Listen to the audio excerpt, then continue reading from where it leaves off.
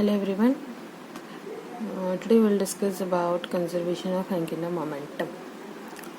So now, before starting, let me tell you what is the meaning of conservation. Conservation means remains constant. So now, what does this conservation of angular momentum means? It means for any given system, conservation will always remain constant throughout the system. So now last year you have studied conservation of linear momentum. That was in case of translational motion. Now in this rotational chapter we are only studying the analogous terms. Okay, so means as you know, F is equals to dp by dt leads to conservation of momentum, that is linear momentum, when no external force will act. Unless and until there is no external force, the momentum for that system will remain constant. This is the law of linear conservation which you have studied last year. So similarly now there is an conservation of angular momentum which will be related to the rotating bodies. Now as it is related to rotating body, instead of force there will be the term torque, and this linear momentum will be represented by angular momentum L. Okay, so now tau is equals to dl by dt leads to conservation of angular momentum. When your angular momentum will be conserved? When no external torques are present on the system. Okay, means unless and until no force act on the given system, the momentum of the system will remain conserved, or you can say constant. Okay, so the law states, that statement is given over here: angular momentum for a rotating body is conserved or remain constant if and only if when your external torque acting on the body is 0. Okay, so now this I will explain you in more details in the examples so that you can get immediately what does it mean. So before that we will now prove this law. Okay, you have to prove this law. So let us start with the derivation. So for this, consider a particle is rotating about an axis with the tau torque, you can say tau, p be the linear momentum of that particle which is of mass m, and r be the position vector. Now by definition of angular momentum which you have seen in last lecture, that is vector L is equals to vector r cross vector p. Okay, by definition. Now next step what you have to do, differentiate this equation with respect to time. So means what you will do, take its derivative with respect to time. So dl by dt is equals to d by dt of this whole bracket r cross p. Now you will use your UV rule of differentiation. So dl by dt as it is equals to first r as it is, derivative of p, plus p as it is, cross, in between it is cross, you will write cross, derivative of r. Okay, but now dr by dt, r is the position vector, means it is showing you the displacement. So displacement upon times becomes velocity, and according to Newton's second law, force is nothing but rate of change of momentum, linear momentum with respect to time, and definition of linear momentum, p is equals to mv. So this all terms we are going to substitute in this bracket. Instead of this dr by dt you will substitute v, instead of dp by dt you will substitute f, and instead of p you will substitute mv. Okay, so now let us see next step. So therefore what equation you will get, dl by dt is equals to r cross f plus m v cross v. Now you know vector product with itself is a 0. This property you have studied in your 11th standard in scalars and vector chapter. So since cross product of a vector with itself is 0, so here we have v cross v. So this v cross v will become 0, 0 into m will become 0, and f cross f as it is. Now by definition of torque, f cross r is nothing but tau.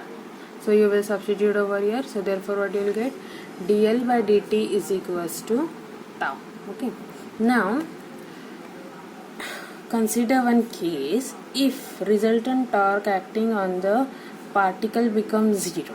Okay, means if we are considering, so then what will happen? Tau becomes 0 means dl by dt becomes 0. That is nothing but L will become constant. How you can write L is constant? Because this is derivative of L, and derivative of L is 0, means constant number. It is a 0. So any quantity whose derivative is 0 means that this quantity is a constant. Okay, so here we have used the property of the derivative. Once again I am telling, any quantity whose derivative is 0 means that quantity is constant. Therefore you can write L is equals to constant. So this is what we have to prove. Means L is constant means what? Angular momentum of the system will remain constant. When it will remain constant? When you will consider your torque acting is 0. Okay. So angular momentum for the system will remain constant only and only when external torque acting on the system is 0. So now let us start with the examples. Now the examples of conservation of angular momentums are ice dancer or acrobat dancers or ballet dancers. These all dancers, or you can say while a person is swimming, okay, in a pool. So these all are using the concept called conservation of angular momentum. Okay, so now here one diagram is shown you, conservation of angular momentum for ice skaters or ice dancers. So now what happens in this case? Now you know this formula, L is equals to I omega. That is the formula for angular momentum. Now see, in this case, in first diagram, when this dancer is rotating about an axis. Now where is the axis of rotation? Along this direction. Okay, this will be the axis of rotation. Now when she is rotating, in this case, I will be larger, omega will be smaller. Now why so? If the axis of rotation is passing through the center of the dancer, and if she stretches out her hand, so now particle which is over here with respect to this axis of rotation, so this distance becomes larger, and if this distance becomes larger means what? Her I, you can say that is mr square.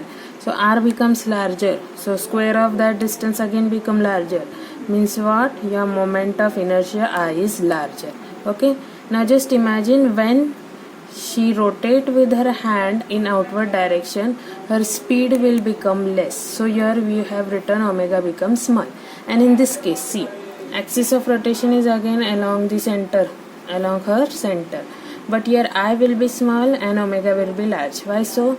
Because now here she is folding her hands, so particle is over here, or you can say here. So this distance from this axis of rotation is less as compared to this. Okay, so your distance becomes less, means your r becomes less, so your I becomes less, but her speed will be maximum. Okay, because see, if you see this formula, L is equals to I omega. If you take this omega here, then I is inversely proportional to omega. So when your I will increase, omega will decrease. When your I will decrease, your omega will decrease. So this I and omega, these are inversely proportional.